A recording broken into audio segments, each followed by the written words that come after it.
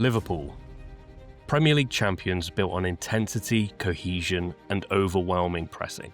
Lovely ball, Alexander-Arnold in behind a great cross, and Firmino makes it number 2! An outstanding Liverpool goal! Bobby Firmino! A team that pushed Man City to their limits, a team whose identity felt unbreakable. But over time, the foundations began to weaken. And that's Maguire who scores. What can Liverpool find? They need to find... Slow, expensive unravelling. Because the summer that was supposed to refresh the squad has raised more questions than answers. In the summer of 2025, Liverpool didn't just spend big, they broke the Premier League transfer record twice. Florian Wirtz, £116 million, a new league record fee. And 6 weeks later, Alexander Isak, £125 million, smashing that same record yet again. I feel very proud. Obviously, it's a big club, so... Add Ekitike, Kerkez, Frimpong, and the total reaches £451 million, nearly £500 million. Over £150 million more than the next Premier League club. A declaration of intent and a message to the league, we're staying at the top. But football rarely follows the script. Liverpool are losing at a rate not seen since the 1950s. Isak became the first Liverpool signing ever to lose his first 4 league starts. Wirtz is sitting on a brutal 007. 7 games, 0 goals, 0 assists. And the low point? That 3-0 defeat at Anfield to Nottingham Forest. And it's come back post for Murillo! Yes. To fire home! There you and go. put Forest in front. So where did it all go wrong? Today, the 5 decisions that turned ambition into crisis.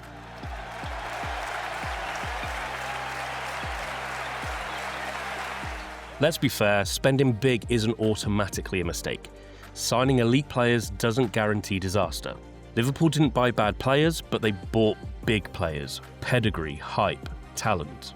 History tells us the same story every time. Buying world-class players doesn't solve your problems and even creates you new ones at times. Real Madrid's a legendary era. R9, Zidane, Figo, Beckham, Owen. Some of the greatest ever, yet the team lost all cohesion and struggled to compete in the league. Too many stars, not enough structure. It's the same with PSG's Mbappe, Messi, Neymar era. Incredible individuals, no Champions League, no balance. Liverpool's window follows the same pattern. They didn't strengthen the principles that made them successful. They disrupted the balance that held the system together. Wirtz, Isak, Ekitike, brilliant individually, but collectively, the pieces didn't complement each other. They didn't fit a clear blueprint for the next era of LFC. Wirtz is undoubtedly a talented footballer. German Men's Footballer of the Year, Bundesliga Player of the Season, and the catalyst to Bayer Leverkusen's record-breaking Bundesliga title, where they went a full season unbeaten with 28 wins, 6 draws. But Liverpool's midfield success wasn't built on number 10s. For a decade, their strength came from a tight, compact midfield 3. Early success under Klopp saw Henderson, Wijnaldum being supported by a world-class number 6 in Fabinho. More recently, Gravenberch, McAllister, Szoboszlai worked together to push Liverpool to Premier League glory. Plus, having a false 9 like Firmino, dropping deeper, connecting play, closing spaces, this is the structure that made Liverpool's counter-press devastating.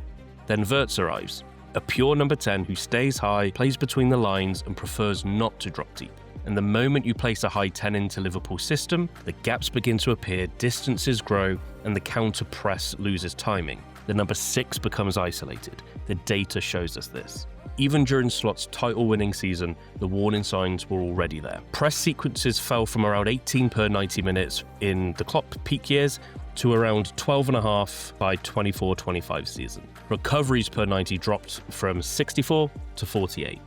High pressing and ball recoveries, the 2 statistics that defined Klopp's rock and roll football, were already slipping. And this season, after changing the shape, that decline hasn't just continued, it's accelerating. Liverpool didn't lose intensity because players deteriorated, they lost it because the structure that created the intensity is no longer there. Welcome to the new world of Alexander Isak and Liverpool. While Wirtz stretched the midfield, Isak reshaped the attack and unintentionally pushed Salah out of his money zone. Liverpool survived after Firmino because Gakpo and Jota acted as connectors. They dropped in, they rotated wide, and they linked play. They pressed aggressively. This preserved Salah's inside channel. Then Isak arrived after 29 goals and assists in 34 games for Newcastle. But he's a classic number 9. He wants service. He wants to be the focal point. He stays high. He doesn't drop to knit play together. So what does that mean for the Sheik of Anfield?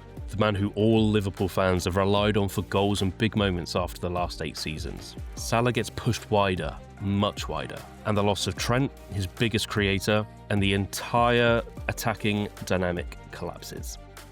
The numbers tell the story. Prior to the introduction of Isak, Salah averaged 10.5 touches in the opposition box with a non-penalty expected goal of 0.6. With Isak, this has dropped to 7.2 and 0.3 respectively, halving that expected goal. During the slump, shots fell from 3.6 to 1.4 per game, and expected goals fell from 0.72 to 0.25. This isn't bad form, it's structural. 3 world-class players, Salah, Wirtz, Isak, operating in separate lanes with no shared geometry. Isak didn't fail, he hasn't been given a way to succeed.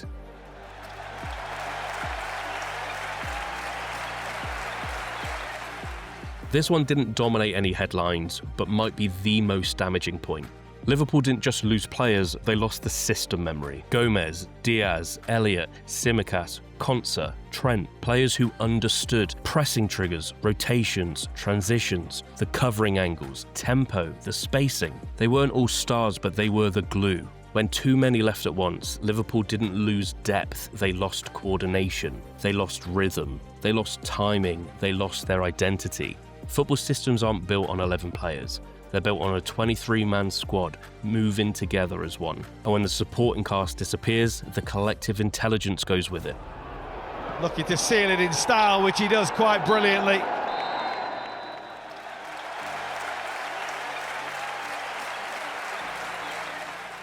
For almost a decade, Klopp was Liverpool's engine. His football demanded relentless running, relentless pressing, relentless emotion.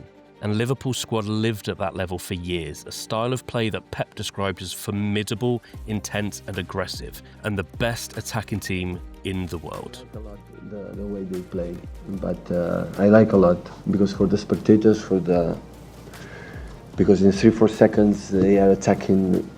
Maybe it's the best manager in the world, the best managers who create the teams attacking the back four with this amount of players, with this intensity, with the ball, without the ball. So it's not easy to do that. But no team, no manager can sustain that forever. Fatigue arrives physically, mentally, emotionally. A fact that was exemplified by Klopp himself, who left the club because he was running out of energy. I will leave the club at the end of the season. I can explain it, or at least try to explain it.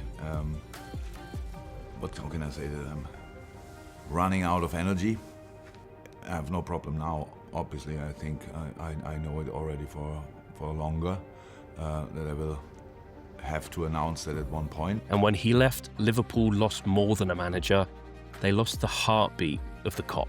Slot stepped into a tired squad, aging pillars like Van Dijk and Salah, a new structure, and massive expectations. Last season's title win now raises a valid question. Did Slot win off the last remaining momentum from the Klopp era?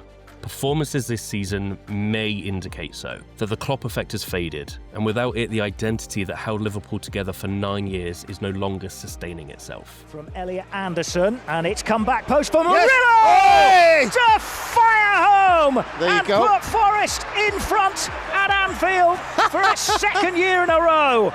32 minutes on the clock. Liverpool are behind.